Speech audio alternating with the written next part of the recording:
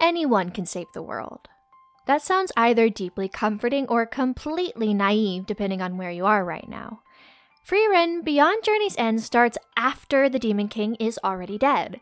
The heroes have returned home, and 50 years later our story begins, which sounds like the lore drop at the beginning of an epic fantasy novel, but it's a bit more personal than that. It's a story about a grandma in a girl's body who defeated the most powerful evil in the world, yet most people still don't know her name. A story about an immortal elf whose most treasured memories come from a mere 10-year journey.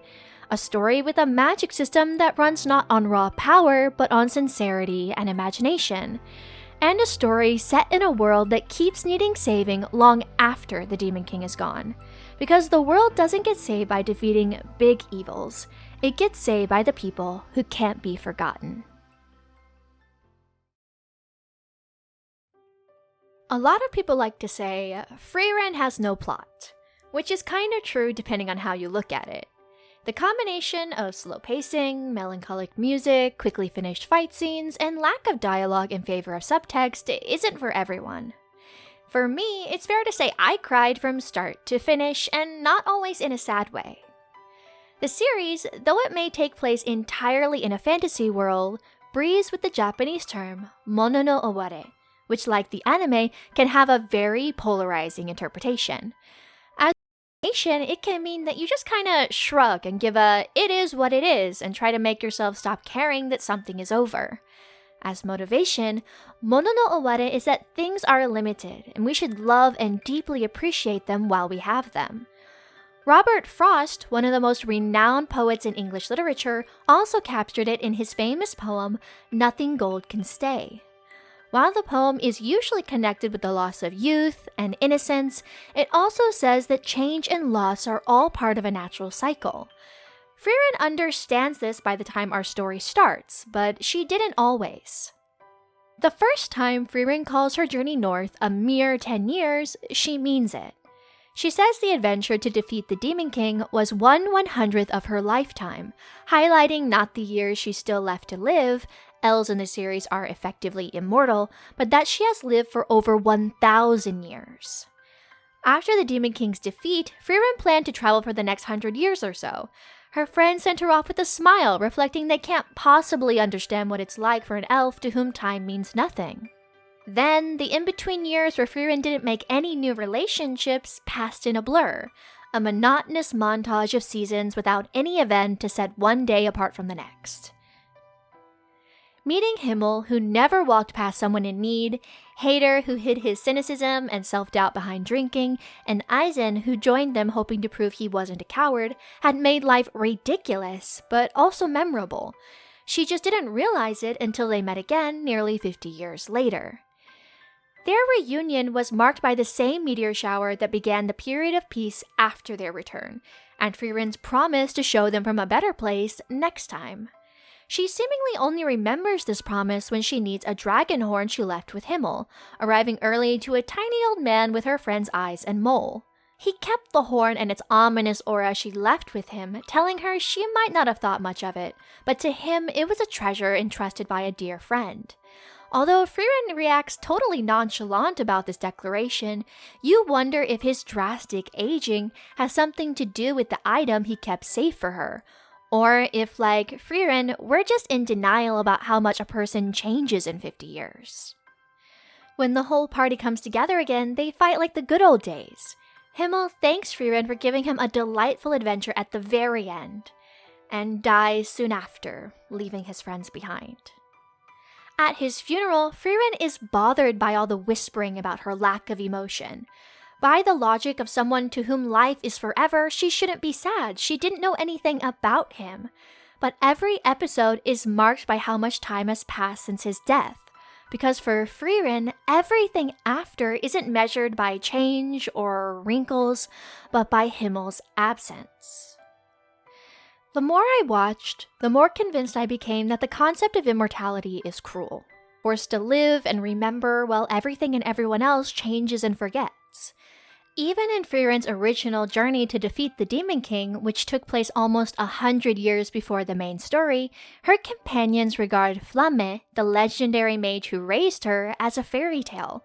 an observation that saddened her, but which drove Himmel to ensure statues of himself and their party would be there to remind Frieren her loved ones were real. Instead of falling into grief, Himmel in death inspires Frieren as he did in life to go out there and make a difference in the world, and she decides to start by getting to know people on her travels. This includes Hader and Eisen, whom she visits to repay a debt, as she calls it. Of course, they feel the same way, and each tricks her into accepting something she needs. In Hader's case, he manipulated Frieren's love of spellbooks and understanding of time to train Fern, his adopted daughter, so that when his death came, neither would be alone. In Eisen's case, he directed her towards Stark, his student who had lost his way, and also worked with Hader to find Flamme's notes, which were rumored to detail her journey to converse with the souls of her deceased comrades. The pair tricked Frieren because they loved her, giving her a way to tell Himmel directly her regrets about not getting to know him better and influencing the change in herself that she desperately desired. It is through training Fern, Frieren learns the value of an apprentice and of sticking around for someone she basically raised. Stark is the first demonstration that Frieren is coming to understand people. While she sees he's a reluctant hero dealing with insecurity and fear, she knows her own blunt, millennia-old approach would likely fail or intimidate him. Instead, she sends Fern, who connects with him, providing empathy and encouragement that only someone in a similar position can give. And the last to join their party, Zain, represents Frieren herself, someone who needed a push to find his adventure. She calls him her own kind, and does it because of what Himmel did for her in trying to get her to hold onto the present rather than the past. The 1/100th of Frieren's lifetime that she spent with her original party changed her. And now the 1/100th she'll spend with Fern, Stark, and Zain will change her even more. Like Frieren, we can all learn to care about those around us. Not caring is always a choice. Not knowing how to care is painful because you feel you're missing something, you're hurting others you don't intend to, but you don't know why.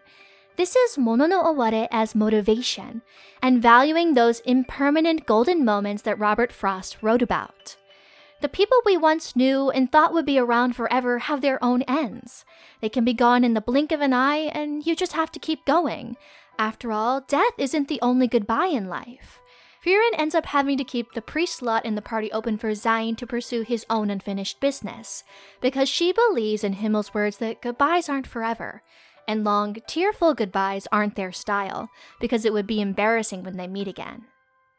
For a long time, Frieren has no plot, no purpose for her current journey beyond collecting spells and helping people. But unlike how Slice of Life the story seems, the demons who stayed hidden out of fear have been drawn into the open by Himmel's death. Because, like happy moments, peace is fleeting, and we must be proactive, or all the good done in the past could be erased. It's a common thread in the series for the party to run out of money. Frieren always demands payment, accepting grimoires, food, or lodging from the average citizen, who is far more commonly in need than the few nobles who give them money. The reasoning, as influenced by Himmel, is that heroes don't seek to gain something. If they want to help people and instead make people indebted to them, they haven't really helped at all. Eisen and later Stark expressed confusion at always helping people with very little reward, especially when the help itself is seemingly insignificant. True enough that a small deed alone won't change the world. However, Frieren explains it best when Stark is annoyed they're helping clean up a road instead of using magic to transport themselves to the other side. Solving an immediate problem rather than the source of a problem doesn't help the people who come after you. To heroes themselves, an adventure can be a bunch of crappy days in a row. But these anecdotes can take on a life of their own. Sometimes changing someone's life, even in a small way, has ripples that can influence others. A chain reaction that becomes larger than a single person or event, one with the potential to change the world. While Frieren and Himmel both believe this, what sets them apart is the difference between a hero and a legend. Between someone whose courage builds a bridge and the one who keeps it standing through the ages. Future generations always romanticize heroes to the point their original nature eventually disappears. Collective human memory only exists in broad strokes, patterns that flatter our desire for simple tales of good and evil. This applies even to the ambiguity underlying our fairy tales, and to the true identities of those we've sculpted into flattering legend. Kids prefer the big adventure stories, and to some degree the most hopeful of us are still kids at heart. We want to hear about the person who pulled an ancient sword from a stone and slew the dragon, and no hero, Himmel included, wants the true embarrassing story of how they failed to pull the sword and instead went around with a replica. In the series, people talk about Himmel for how he carried some luggage or harvested vegetables. These actions were hardly impressive, but you could tell how happy the village elders were when they told these stories, because they recalled personal brushes with a legend. And if Himmel improved people's lives, giving them a little more safety and hope, his actions weren't any less impactful because the sword wasn't real. What's important to take from this is that heroes are people, whereas a legend is a chain of actions transformed into a story. Frieren took down the Demon King. Obviously, she's a hero, but her lack of connection with the people on her first adventure prevented her from being widely remembered. However, Frieren was a major presence in Himmel's personal legend. The first time he met her, he was a lost, scared child. She pointed the way but gave no verbal comfort. Instead, she created a field of flowers, leading him to recall for the first time that magic could be beautiful. In a world where magic was seen as a tool of demons, this moment shifted Himmel's perspective, not only on magic, but on the importance of small actions. This idea actually traces back to Flamme, the one who raised Frieren, who taught her this spell before her death, tying it not only to personal connection, but quiet acts of comfort. Flowers are an important motif in the series. The way humans see flowers is how elves see humans, something beautiful but which experience relatively short lives. Frieren's first major job with Fern is cleaning up a Himmel statue and spending 6 months looking for his favorite flower, which has seemingly gone extinct. Fern is frustrated by the time spent on what she perceives to be an impossible task, mirroring the way Frieren once didn't see the value in Himmel always stopping to help people. Their search for this flower is a pivotal moment not only for Frieren, but for Fern, as she learns that useless or decorative magic actually has value because it brings joy and preserves memories of loved ones. This event laid the groundwork for how they travel through the Northern Plateau, where Fern increasingly is the one making sure Frieren slows down to help, viewing these as worthwhile efforts to support a community. Because communities, like bridges, are built one piece at a time. Henry Wadsworth Longfellow spoke of this in his poem, The Bridge. In it, he realizes that just as he crosses the bridge with his burdens, thousands of care-encumbered have done the same. This shifts his perspective from personal isolation to a sense of connection with all humanity. His bridge serves as a threshold, a place between the past and future and between personal memory and a larger, steadier order that guides all of us. The series is full of these bridges, some small, some forgotten, some literal. First, we meet Vol, who has spent centuries defending a village his long-dead wife loved. He doesn't even remember her face, or that Frieren has already defeated the Demon King. What lasts for him is the connection itself, a promise made in the past and honored in the present, standing regardless of whether the details have been swallowed by time. We also then get the hero of the South, who could see the future, including his own death. He came to Frieren knowing she would reject him and that Himmel would come after. He only asked she deliver a message that he would clear a path for them, even if his accomplishments should be buried in the shadows of history. Throughout human history, the most critical changes have been orchestrated by those whose names are lost or purposely erased, yet their influence bridges the modern world as the basis for everything we take for granted. Then, of course, there's a literal bridge. Built by Gehin out of regret that if such a structure had existed, his village, destroyed by demons, would have survived. He ran out of funds multiple times, and despite having all the time in the world, thought it would never be finished. So Himmel gave him all of their money. Gehin refused, having nothing to offer in return as the bridge wouldn't even be finished in his lifetime. So Himmel said to build it so strong it lasts 1,000 years and that would be enough, and that Frieren would accept his repayment. Well, when Frieren and her new companions visit Gehen, they clear out the last thing standing in the way of adventurers using the bridge. And when she asks Gehen what he will do, he says he'll live a quiet life in his village. The whole atmosphere changes at that point, and we fully expect to see a sad ruin. But they're brought to a village built anew, populated by the many adventurers who stopped to help build the bridge and never left. Himmel's act of generosity came back to Frieren as something that repays her not only in an easier path on their journey, but by filling her heart with the many ways Himmel is still alive in this world through his actions. That's why Frieren is more than happy to be forgotten. As a hero, she doesn't seek out recognition, but to help the people in front of her. As her second journey continues, more people recognize her because she's more willing to open up. Perhaps this time she'll leave her mark. But her purpose is to nurture and replant the seeds of goodness that Himmel sowed. And that's the major difference between a hero and a legend. A hero acts, he does great things, while a legend is what those actions become long after the hero's story has been romanticized, and after even their face has been forgotten. What I love about the magic system in Frieren is it's tied to sincerity, imagination, and even personal relationships. It emphasizes that power does not guarantee world-changing feats, rather it is based on conviction. For this reason, elves and demons who have forever to train are not necessarily able to accomplish more than humans. It is even more likely to hold them back because they live so long, making them grow either too apathetic or rigid.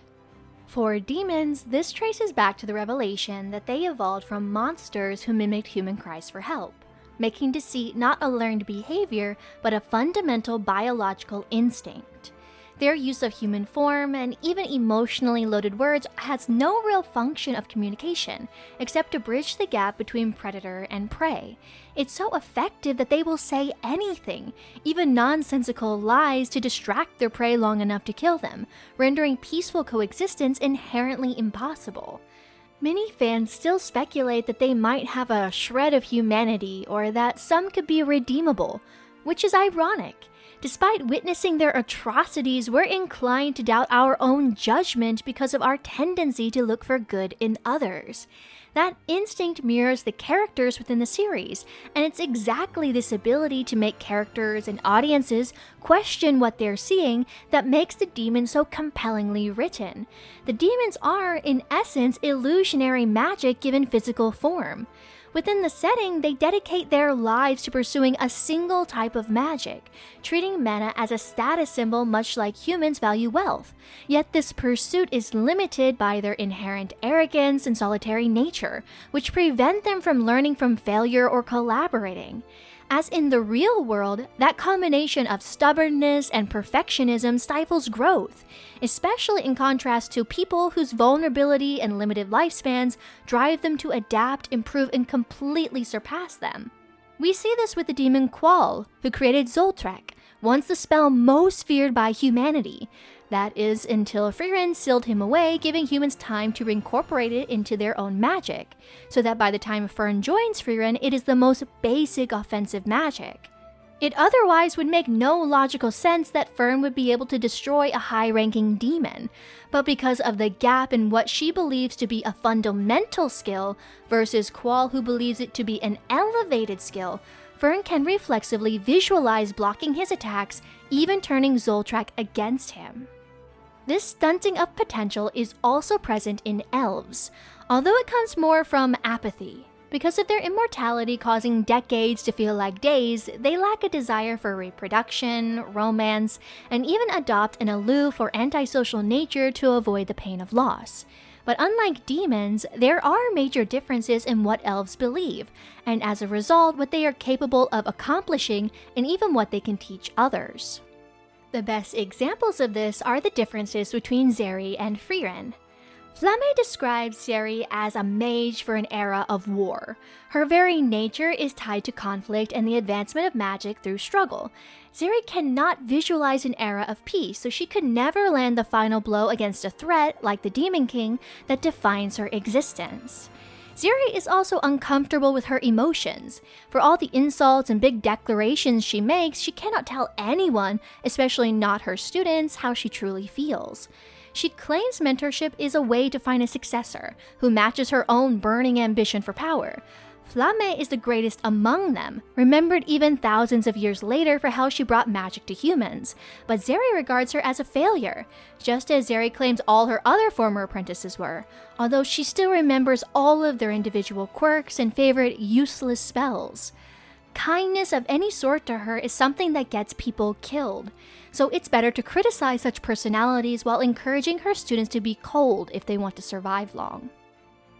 Frieren views magic through a lens of discovery and connection.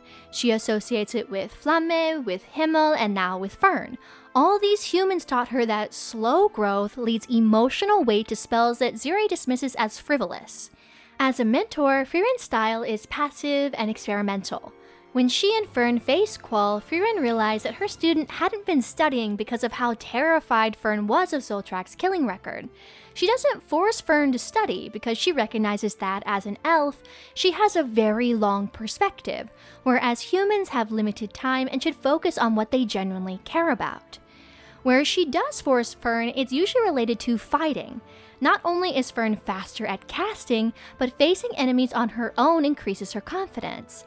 Their bond is built on shared time and small daily interactions, which Ziri views as a waste of their immense potential, not really understanding that Frieren aims to pass on her love of magic, rather than creating a replica who can surpass her. Frieren also adopted Hader and Himmel's habit for showing praise: head pats. It's a habit Frieren once despised when she was less comfortable with her emotions, but throughout the series she gets more generous with them, remembering all the times her old friends did them for her, and becoming someone who enjoys whenever she can make others feel better about themselves. Even so, Frieren is still an elf, and she isn't always considerate of others' feelings, but she's always far more honest than Ziri.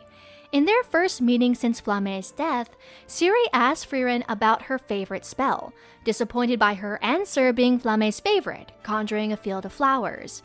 When Ziri says that spell is pointless, foolish, what she's actually talking about is forming connections with humans who are just going to grow old and die into what is to them the blink of an eye. Frieren is taking the opposite of this position, that connections with humans, even if fleeting, are in fact meaningful. This is a lesson she learned firsthand when she discovered how much a mere 10 years with the Heroes Party influenced her and the world at large. Zeri loses this debate because she doesn't actually believe what she's saying. Frieren points out that she's saying Flamme's spell is pointless while sitting in a room filled with flowers conjured by magic. Likewise, Ziri is also saying that humans aren't worth her time while running an organization that exists to regulate and guide humanity's magic. To Zeri, saying her connections are nothing more than apprentices that she taught on a whim is her own version of Frieren's a mere 10 years that she's yet to overcome. This inability to be sincere with her emotions is why Zeri will forever be a mage of war, whereas Frieren's defeat of the Demon King is credited to deep, lasting connections with her friends that were built on supporting each other, allowing her to imagine a day would come when they could all live peacefully. In the series, the phrase "era of humans" is used in a conversation between Zeri and Frieren. Zeri foresaw that in 1,000 years, human civilization would accelerate. They would overtake the elves, even the demons who are far more limited. Frieren admits that while she and Zeri possess vast power, the future belongs to humans like Fern and Himmel who turn magic into a tool for everyday life and emotional connection. Which is why Frieren tells Zeri that the era of humans has come. In such a time, Frieren happily considers that Fern will probably become a more famous mage than her. Fern's life, even lived to a ripe old age, would pass on long before Frieren. To be outshone by Fern is to ensure that Frieren has properly trained her and that her memory will live on like Himmel's. This is why the magic system is built the way it is. Power without sincerity is a dead end. For demons who are too small-minded and selfish to work together, for Zeri who remembers every student's favorite useless spell but refuses to say how much she misses them. Their era is effectively over because they lack the drive to look outside of themselves for strength. Though humans have an inferior lifespan, we exist much closer to death, allowing us to feel the clock ticking to keep moving. We have to be innovative, persistent, flexible. We must all make important decisions at several times in our lives, and humans cannot afford to delay them. Hence why the world doesn't get saved by the most powerful mage, but by the one who can imagine a world worth saving, and then goes on to teach someone else to imagine it after they are gone.